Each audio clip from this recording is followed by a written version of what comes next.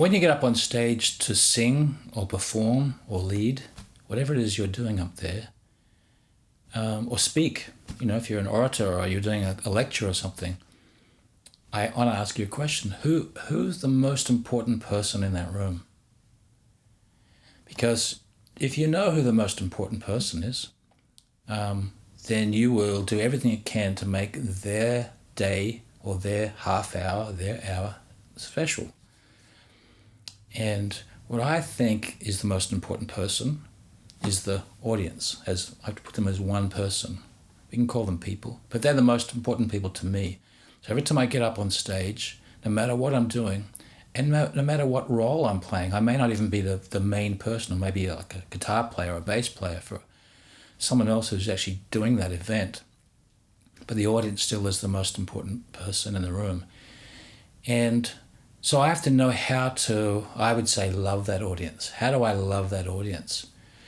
And this is actually, I think, that probably divides what I would say, the artist, and I say artist, the person could be a singer, songwriter, it doesn't matter what role it is, between the sheep and the goats, whatever. It's just the person that actually can lay down their life. It's that great old saying, there's no greater love than someone who lays down their life for another. And I think every time I get up there to perform or to play or sing or lead something, I'm in a sense trying to lay down my life for others. Now, it doesn't mean I'm not being me. It doesn't mean that I perform only things that they want that I can't give them. I have to be able to be in a place that I'm giving them the best I have, but I'm still doing it for them. And it really does shape the way that I sing or that I play or the songs that I choose or the band that I put together or the sound that I want, the level of excitement, the fun aspect or the quietness of the piece, the ambience, the atmosphere that I'm trying to create. All those things are done for the people in the room. It's like a chef, a chef that is able to create a menu for the patrons of his restaurant. Even though he may have favorite ingredients, he still has to learn how to cater to that audience or go out of business.